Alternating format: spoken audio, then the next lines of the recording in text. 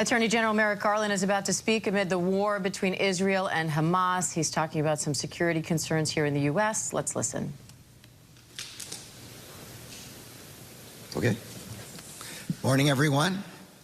I'm joined today by Assistant Attorney General for Civil Rights, Kristen Clark, and U.S. Attorney for the Middle District of Florida, Roger Handberg.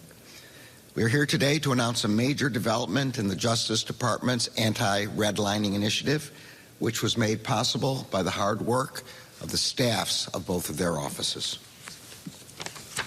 But first, I would like to address those who are living with understandable fear in the wake of Hamas's terrorist attacks on Israel.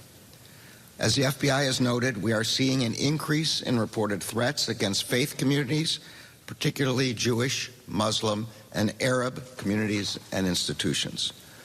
Last week, I directed all 94 of our United States attorneys' offices and the FBI to be in close touch with federal, state, and local law enforcement partners in their districts.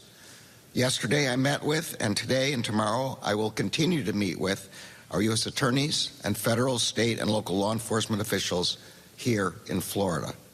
I have also directed our U.S. attorneys to reach out to religious and other community leaders in their districts to reaffirm our commitment to them and to assess what additional support they may need. The entire Justice Department remains vigilant in our efforts to identify and respond to hate crimes, threats of violence, or related incidents, with particular attention to threats to faith communities. And as always, the Justice Department remains focused on doing everything we can to keep Americans safe from the threat of terrorism. We are here today to announce Ameris Bank's agreement to enter into a consent decree regarding our allegations that the bank engaged in redlining in violation of the Fair Housing Act and the Equal Credit Opportunity Act.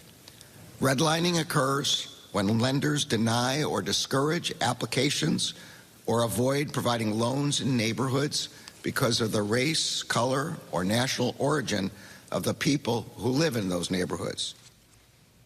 Our complaint alleges that the bank denied. This Attorney General Merrick Garland talking about an increase in threats reported by the FBI to faith communities, predominantly Jewish and Muslim communities. For more on that, let's bring in senior investigative reporter Aaron Katersky, along with White House correspondent Mary Alice Parks.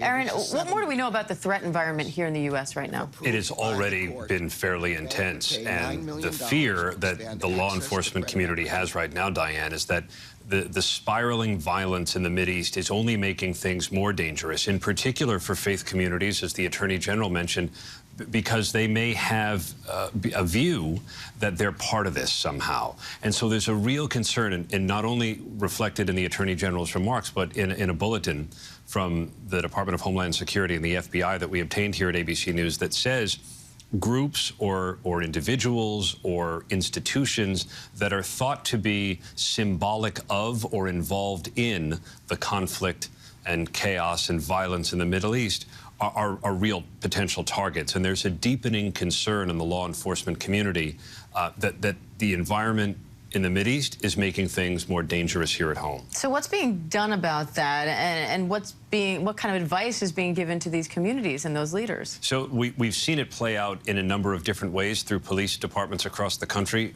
Here in New York, which boasts the largest Jewish population outside the state of Israel, they are deploying in 12-hour shifts if need be. Officers have been told to come in uniform. They've also canceled all in-service training and unnecessary vacations to make sure that as many officers are available as possible in the event something happens and they need to deploy. And that could be for a demonstration to make sure they remain peaceful, as they have been. But it could also be to investigate a subtle creep in hate crimes. And we've seen that play out on both sides on the street. Hi, everyone. George Stephanopoulos here. Thanks for checking out the ABC News YouTube channel. If you'd like to get more videos, show highlights, and watch live event coverage, click on the right over here to subscribe to our channel. And don't forget to download the ABC News app for breaking news alerts. Thanks for watching.